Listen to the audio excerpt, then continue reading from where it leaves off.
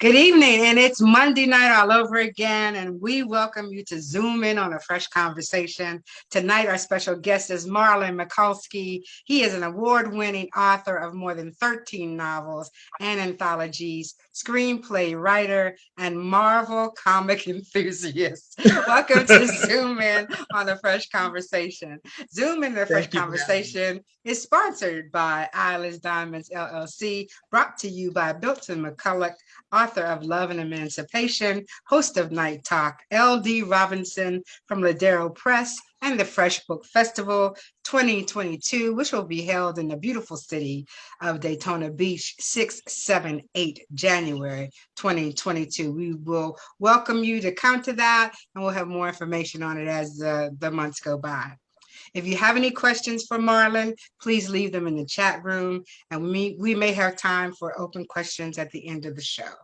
This conversation is being recorded, so if you should not be here, your screen should be black. So I want to let everybody know that. Okay, Marlon, thank you for being Yes. here. I can't believe it. We've been Facebook friends forever, and I thank you for taking the time to be with me this evening. Please introduce yourself to the audience. Well, first of all, I appreciate you having me on your show, and I always feel honored that anybody wants to talk to me for any reason. um, but you did such a great job introducing me anyway. But I'm a writer, author, screenplay writer, Marvel comics enthusiast. So yeah, I'm all of that, and I'm happy to be here tonight. So, Marlon, the screenplay. Let's talk about that, right? So I'm blown away about Return, right? I am just blown away about that feature film. The trailer blew us all away. And so let's talk about the screenplay work that you've done. No Okay. Time for Love. Let's talk about that. Okay. No Time for Love. That was written by me and Lamont Gant. Lamont Gant is the director and CEO of Creative Genius Films. We formed Creative Genius Films together in 2012, and we just started working on films and creating original screenplays and just doing it ourselves. No Time for Love in particular was written. It was an idea that Lamont Gant had, and he came to me and he said, I want to do this love story, but I don't want to. I don't want to do the traditional type of love story. Let's have a little bit of mystery to it. So we sat down, we put our heads together, and we came up with a little screenplay for No Time for Love. So for those of you who don't know, Creative Genius, is that what it's called, the film? Creative Genius Films, yeah. If you go to his website, you're able to link up with that particular portion of his companies and view the trailers of all of these particular movies. Let's talk about Annulment. Okay. Annulment was pretty much, that was my baby. After the first film we did was Used to Temporary Happiness. And after we got done doing that, we shot that movie for over a year. And after we got, it was a drama, love story, drama type of film. And then the next project, we wanted to do something totally different from romance or drama in that sense.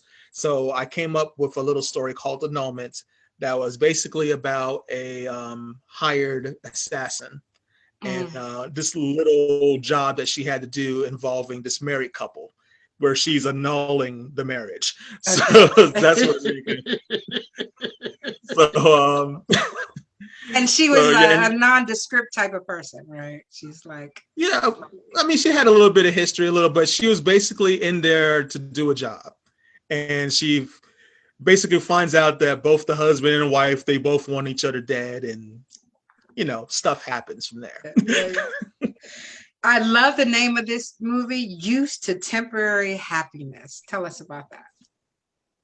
Used to Temporary Happiness, that was our first film that that me and Lamont did together based on the novel written by me and my writing partner at the time.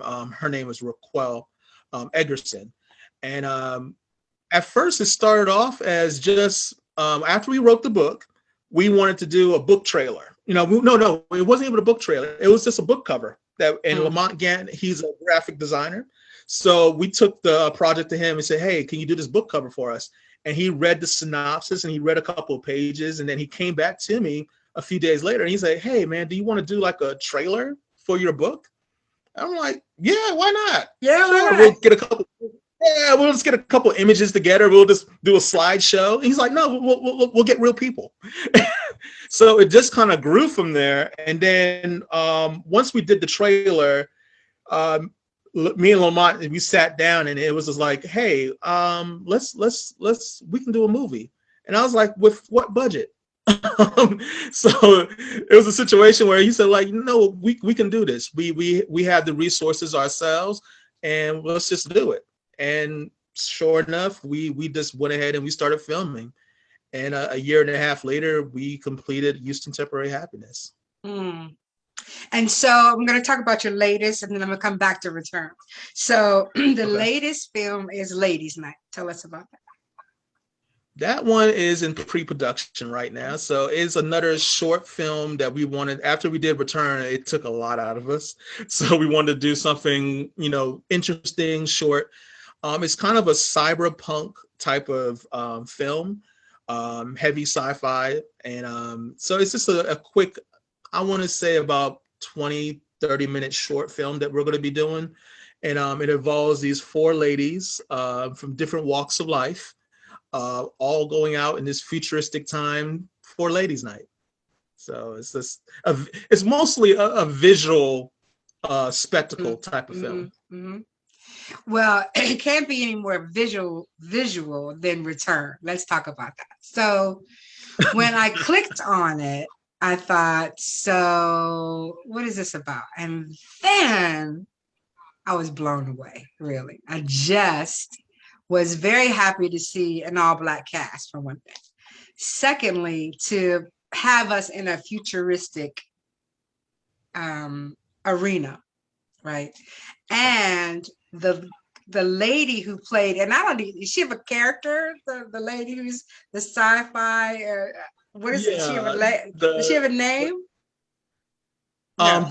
Her character? Yes. Her character is called Zoe.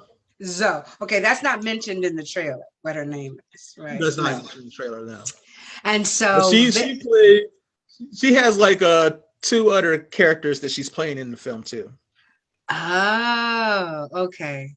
So tell us about that. How is it that you, first of all, how did you come up with a concept like Return? Like I said before, Lamont was the genius behind Creative Genius. Lamont was the genius behind the concept. He came to me and Victoria Marie, she's another writer, and he said, yo, this Malaysian, this was back in 2014, and the Malaysian flight, years ago that disappeared, right? And nobody knew what happened. So nobody knew what happened to it. So we was just sitting around this, speculating. Could have been aliens, it could have been hijacked. It could have crashed. It could have went to the Bermuda Triangle, whatever. If something happened to that flight. So wouldn't it be interesting to do a film based on that concept? So we all, myself, V. Marie, we sat around and we came up with ideas. Some of it was supernatural. One of our ideas was supernatural. The other one was a natural disaster, and the other one was about aliens. So the one about the alien, that seemed more interesting. It seemed like there was a lot more places we can go with that story. And what if one person on that flight that disappeared years ago came back? What would be that story? What happened to him? So that was basically the concept, that how we came up with it, and we just did what we did. Fabulous. Anyway, anyone who wants to see the trailer, please go to his website. It's www. You can go to creativegenius.com or to returnmovie.com. Loved it. So listen, the process of screenplay writing, tell us about that. Mm-hmm. Is that that's way different than writing a novel, right? I mean, how is it? It's different. The screenplay is basically with a novel. There's so many more layers to writing a novel than it is to a screenplay. Screenplay, for the most part, is a lot of dialogue. So you're basically the bones, the skeleton of a film, because you're just trying to tell a good story. You're doing it mostly with dialogue. Uh, Very little description of where the character is at. That's not really the focus. It's the story. So once you're telling that story, you're just really writing compelling, hopefully it's compelling dialogue that the director can say, okay, I can visualize this particular scene happening in this location. And so yeah, it's a totally different structure than writing a Right. novel. And it's more feeling than words. No, it's more dialogue More than dialogue. like a yeah. With a novel, you have a lot of internal dialogue going on with the characters, or or description or setup. Whereas with a screenplay, it's more direct. John said this. Mary replied with this, and it's a lot of back and forth dialogue um, with with a screenplay. So how pivotal is music and And sound? what's oh And not in the writing process. okay. But if you might have an idea, you might have a song in mind when you're writing dialogue. I know I do sometimes, but that's really up to the director. But once the director sits down with the screenplay and he reads it, he can visualize, oh, I can hear this music playing during Okay. this scene, or that type of thing. So all that comes afterwards. The Yeah, music, get the definitely, sound, yeah. Very well. definitely. For return, I just thought that was, put you right there in the moment, right? Yeah. Just anyway, so very, very well done. And in the process of being in the film industry, that's a serious feat, right? Because right now there's a lot. What made you want to jump in? What made you want to jump into that? The film industry, I've always been interested in films, and actually before I even started writing books, I wanted to write movies, and that Mm, started years ago when I was in college, and I took a couple of courses on screenplay writing and filmmaking, and during that time, I didn't really have the resources or the connections or know anybody in the industry, so it really was me just writing screenplays and nothing happening with them. mm, And my wife, she was the one that was really into novels and books and stuff like that. Um, Not that I wasn't reading, but I was reading mostly comic books. So she said, why don't you take some of these screenplays that you've written and why don't you try to change them into novels? So that's how I kind of transitioned from writing screenplays to writing novels. And yeah, so that's where that started from, and it kind of just took a full circle back to making movies now. right. And so that most people don't believe that they're overnight successes. We've all been in this business for a long time, right? So your first book was written in 2008. Hmm. Is that correct? And so the Pink Palace 1, 2, and 3. So tell us about that. Wow, that interesting little journey. So so right after when I started seriously writing manuscripts and trying to write novels, I wrote this one novel, and at the time it wasn't called The Pink Palace. It was mostly a cop story from an undercover police officer's perspective, and there happened to be one of the major settings happened to be in a strip club. So, and Pink Palace. the Pink Palace. So once I got once I got finished writing the book, and I was trying to find who can I get to publish this book. And at the time, Triple Crown Publications was around, and their books were mostly centered around urban lit hood novels and stuff like that.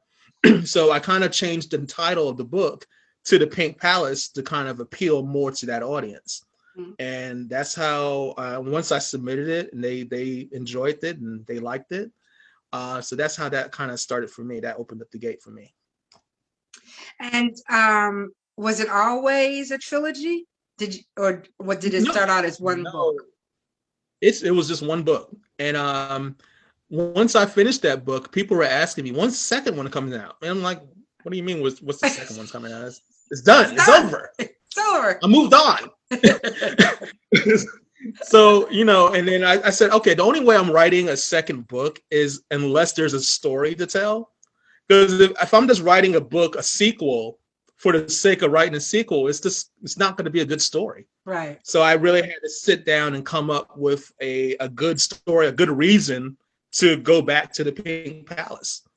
And while I was writing the Pink Palace too, of course, another little storyline within the Pink Palace 2 became the brainchild of the Pink Palace 3. There's always a character out there that wants to be heard. You have to bring them back. Right. In. Yeah, always. Right. They want to tell their own story. Yeah. What about me? I don't care. I don't care about what's going on here. What about me? So, it happens a lot. It happens a lot. Yeah, I have a character who feels like she needs her own novel. I was like, wait a minute, just go sit down. It's not your turn. And so you have written erotica, science fiction, romance. How do you do that? How do you do that? To me, it's not really. I don't know. Maybe it's just me. It is just. It's not. It's not really that. It's not that really. It's not really that hard of a process to me, because when you think about it, when you go watch a movie, you don't go watch all romance movies. You go watch action movies. Sometimes you go watch science fiction. You go watch dramas. So you like different things in other mediums. So why can't you tell a story in a different medium in books? So my mindset is it's all character driven. And no matter what the plot is or the subject matter, it's all about the characters. Because if you don't care about the characters, you're not going to care about the story. So, and then you have to do some research when you're writing in different genres and read different books and expose yourself to different things. Yeah, because it's different research for each. Right. I mean, romance and erotica are two different things. The language is different. The way it's presented is different, and so you really have to change your whole mindset from, a love story to an erotic story. And, I think I would find it very difficult. So I just think it's amazing that you can do romance, erotica, science fiction. That's just amazing. But once again, it falls back to me, at least it falls back to the characters in your story. What is their motivation? What's their mindset? Are they in a romantic mood? Are they just in an erotic mood? Or they want to, what goal are they trying to accomplish in your story? And once you figure out who your characters are in your story, you can make that story whatever you need it to be. Because basically a lot of stories are a lot of stories structure wise, they're very similar. Well, I mean, structurally, there may be very similar, chapter, verse, that type of thing. But when you're talking about putting together the content, it's very different, Marlon. You know that, right? Yeah. Well, it's easy for you. I mean, it's easy for you. And, God bless you. I think it's great that we have people out there so talented to be able to do that. I think the other person that does it is Brian Smith. He just writes from New Orleans to, Texas to, people having babies and not being the real daddy. And I mean, Brian. All kinds of stuff. Yeah, all kind of stuff. So I would say 13 novels under your belt. What is your writing process? Do you write in chapters, scenes? Do you write the beginning and the ending and fill in the rest? What's your process? My process always starts with an outline, and I'm always coming up with an overall view of what the story is about, and then developing the characters. Like, who are my characters that are going to be in the story? What is their motivation? What are they trying to accomplish? Where do they start at the beginning of the story? What do I want to see happen to them, and where do I want to see them at the end of the story? What's the journey that this character is going on? So the outline comes first, the overall story of what you want to, for me at least, what you want to talk about or what you want to tell the reader, and then developing the characters that's going to occupy that story. And when has it? You can do an outline, but does it change sometime in the middle of the road? Oh yeah, because sometimes when you're in the middle of writing, you see, it's funny because you always have in your head, like, I know I need this character to be here. And then while you're in the middle of dialogue or you're in the middle of this scene, you see something else happens. And you're like, wow, it would be more interesting if this happened instead of what I originally thought. Right. Like, let's do this. So yeah, that happens. But sometimes you find a way to circle back to what you originally want to outline, what you wanted to do. But a lot of creative freestyle happens in the process of writing. The most difficult novel to write? When I'm forcing it. When I'm really, I learned that lesson early on, when I'm just trying to. I mean, out of the 13 that you've done, what was the most difficult? Most difficult. Oh, wow. Pink Palace 1, 2, and 3. No. I would say A Dangerous Woman. And A Dangerous Woman, it was challenging because it's based off of the short film Annulment. So we did the film Annulment back in 2014. The main character, her name is Dice, and she is the hired assassin in the book. And she kind of stayed with me, and I always wanted to know more about her world. Why was she doing what she was doing, and who she was doing it for? So it took me a while to kind of research and read other books and stuff like that, and really find a storyline worth telling. A lot of that inspiration came from the late great Eric Jerome Dickey. He did a series of books, Gideon, that I absolutely love. Absolutely love. And that inspired me to like, man, I want to tell stories like that too. So I once I did Annulment and I had that character already fleshed out in my mind, it was just a matter of doing research and finding out, okay, this is the way this character will operate in this type of world. So it was difficult in the sense that I never did that type of book before. So that's what made it difficult. Yeah. Speaking of Jerome Dickey, he was always so inspirational to so many people. I met him in 2008, the Black Book Festival in Houston. And so it was my first novel, and he treated me like it was I had been 13 novels in, right? He just was that kind of guy, right? And he was so down to earth. Oh, so down to earth, I was standing in, I was standing in front of him salivating like, oh my gosh, he was like, do you want to sit down? Like, yes. Can I sit down next to you? But he was very, just so giving. He will be truly missed. Let's talk about my current situation. Now, I don't want to give it away because I love this book, right?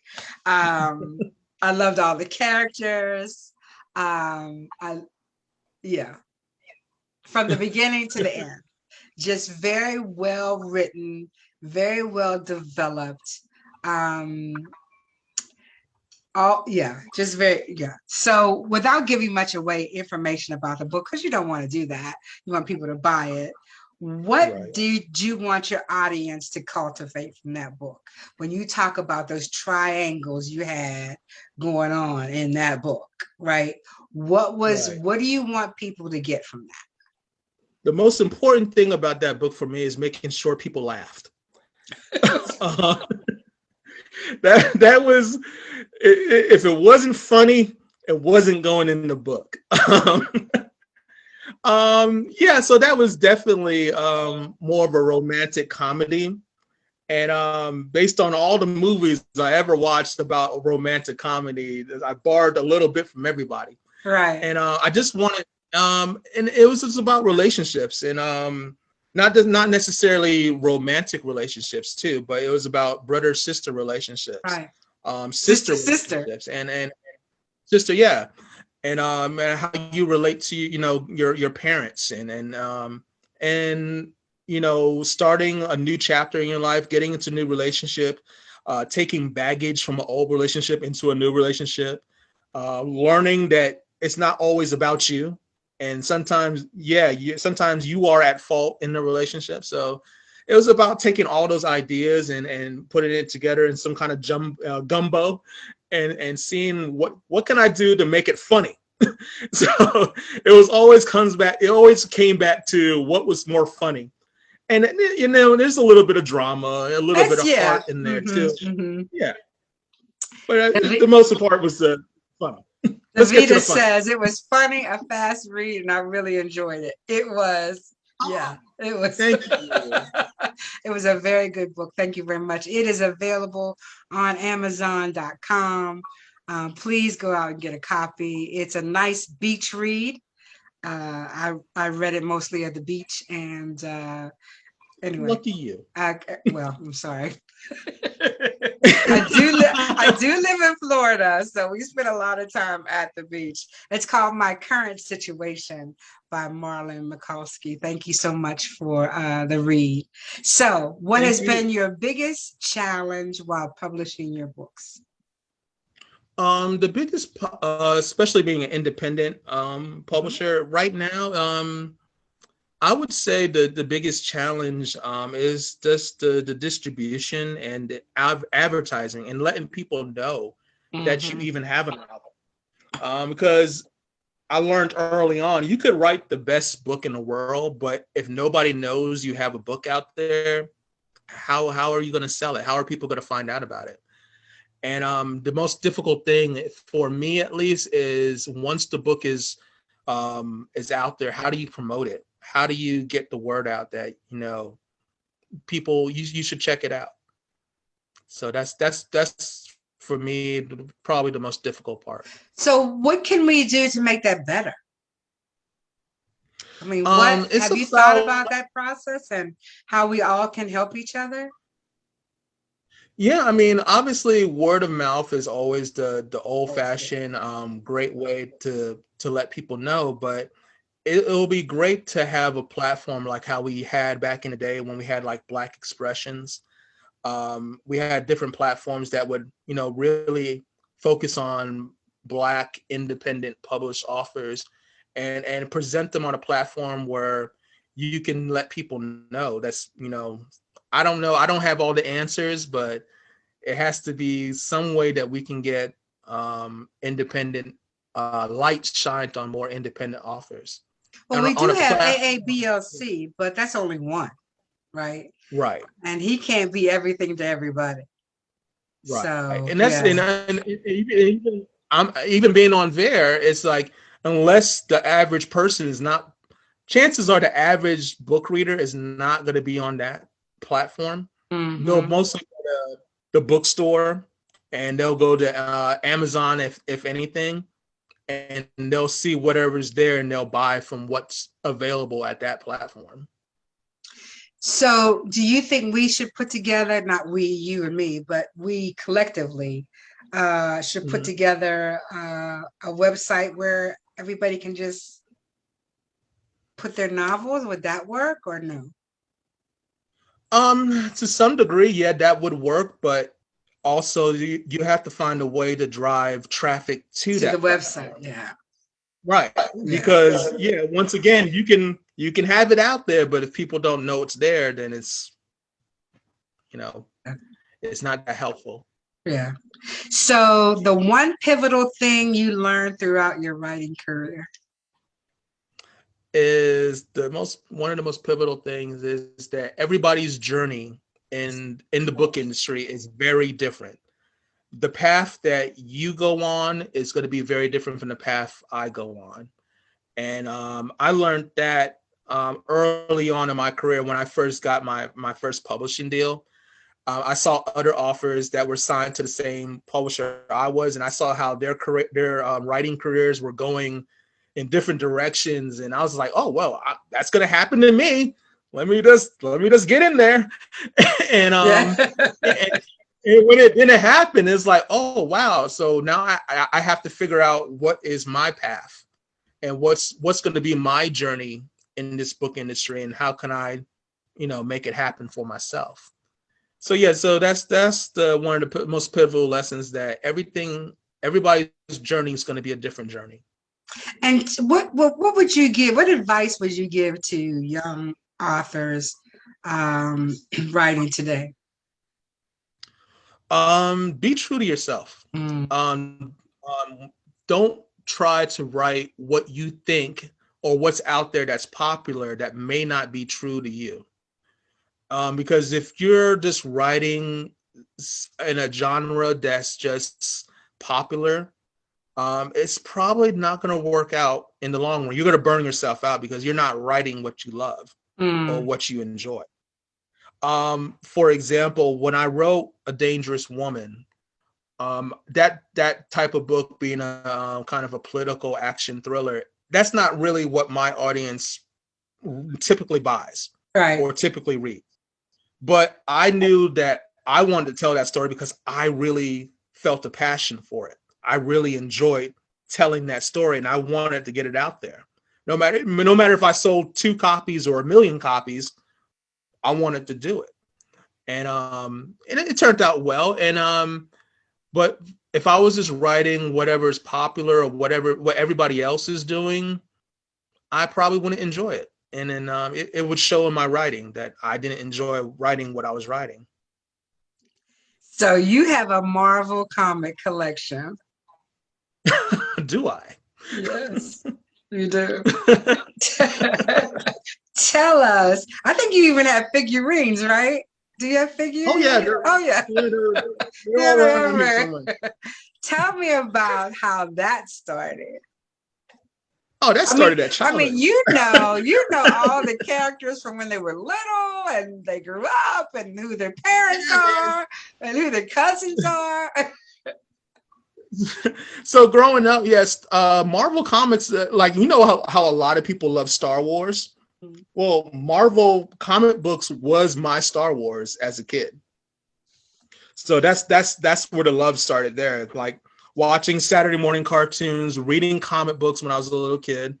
And then the greatest thing in the world happened was the Marvel Cinematic Universe for me, because that was made, I don't know if you know this, but it was made just for me. Right, just for you. I mean, you guys are just enjoying it. Yeah, you're just part of the process, right? Yeah, you're just a byproduct of the enjoyment. It was really made for me. So yeah, so that's why seeing things that you read and grew up with as a child, and now that you're still an adult man-child, and you see those things come to life on the big screen, and they come to life in great writing, great cinematography, great acting, and that's the dream come through. So yeah. And I've told this story before, I'm an avid reader, right? So I had a son who wouldn't pick up a book if you paid him, right? And I kept thinking, what is going on? Who are you? And who gave birth to you? And I kept trying to find things that would, and then I gave him a comic book. You are the real MVP. I gave him a Ninja Turtle comic book, and it was done. And so he has stacks and stacks of Marvel and Ninja Turtle, but you have to find out what's gonna be the process for them to read. So I find that it's not a question of when I tell people I write novels and they're like, oh man, I don't like reading. No, everybody likes reading. You just haven't found what you like reading. Right. Exactly. And especially as me as a child, I didn't really read novels or books like that when I was a child. I read comic books because that appealed to me. Right. And as you get older, and some of these comic books, they're not children's books Right. necessarily. Yeah, there's the superhero stuff going on and stuff like that, but there's really real storylines going on, real dialogue, and and you as a kid you absorb that, and then you learn. Lineage. Yeah. I mean, Superman's death, and then he came back, and Right. just and keeping Good track of all that. storytelling. Yeah, good storytelling is good storytelling. Yeah. So we have a couple of questions in the chat room. Let me see. Have you ever used children in your films? Limited ways. Not a lot of children, no. Not yet, anyway. Well, I mean, there's a lot of restriction when you use children, right? They can only work so many hours. They got to have certain credentials to be written off. Yeah, it's kind of hard. And finding, I mean, not a knock against children, but finding a talented child actor to do whatever it is that you want them to do is not easy. And Mama Tony's saying, yeah, in order to get your book out there, connect with book clubs, programs. Angela Anderson presents Midnight Ace Book Bar. There are several others who support authors. Okay. So those are things that we can definitely look at when we're moving forward. But yeah, using children can be difficult. Yeah, using children can be difficult. So is there anything else you would like to tell us about your process or who you are and what we can look forward to in the future? You can just look forward to more books, different subject matters, different genres. I just love telling stories. Wait. How long does it take you to write a book? It takes me 100 years. So, I used to time myself back when I first started writing. I was like, well, I got to get this book done in 3 months or 6 months at the most. And lately, I've come to the conclusion is like, why am I rushing? Well, who am I rushing this book for? If I'm forcing a book or forcing myself to write when I'm not feeling it, it's just not going to be good, and I'm going to end up going back and rewriting it anyway. So lately, I've been under the motto is the book gets done when the book gets done. And so, I mean, I know it's different for other writers because some other writers, they do have deadlines. They do have, deadlines they have to meet. But for me, being in a position that I am, it's really about getting the book done when it's done. And that's not forcing the process. If I can write for like 2 weeks straight, and then I can go 2 months without writing on that book. I might be doing something else, but if the ideas are not there, if it's not flowing, I would rather not touch it for a couple of months. And that's because you're not physically writing on the book. Doesn't mean you're not working on it in your head. Right. And you're just formulating, okay, this is what I want to do. This is where I want to do. I'm just trying to figure out in my head how I want to present that on paper. And there's scraps of paper everywhere just in case you forget. Yeah. So you can go back to it. Right. Yeah. All the time. I get an idea. I take my notepad out and I jot it down, and yeah. So any questions before we say goodnight to Marlon? Anybody else have a question in the chat room? No? Okay, Marlon. So tell us how to get in touch with you, how to get copies of your books. We appreciate that. Thank you. You can obviously contact me on Facebook, Marlon McCaulsky. Also on Instagram, Marlon McCaulsky, Twitter, Marlon McCaulsky. You can find out more about my books and me. My website is marlonmccalsky.com. Also, the film stuff, like you mentioned before, you can find out about that on Creative Genius Films. Altogether, creativegeniusfilms.com. You can see interviews and book trailers and behind the scenes stuff of the making of some of the book covers on YouTube. also on my Facebook also. So yeah, You're that I everywhere. will be around. You're everywhere. I'm everywhere So we need you. and nowhere. We need for you to give us a pearl of wisdom before you go. Um, do as a author, if you're writing, do what is right for you. Um, make decisions based on what is in your best interest as a writer. Do what makes you feel happy. Because if you're enjoying what you're writing, chances are your readers are going to enjoy reading it. Mm. So I would always say, do what makes you feel good. Well, thank you very much for being on Zoom and on the Fresh Conversation. I appreciate your time and your talent, and return is just blowing me away. So we'll have to talk to Mr. Stan about how we can make that happen in January. So thank you very, very much for being here. And thank you all for being here this evening on Zoom and on the Fresh Conversation. Mama Tony, thank you. You're always here. I appreciate you. And Patricia, Davida, Stan, David, thank you very much. Good night, everybody. Good night. Good night, Good night. Marla.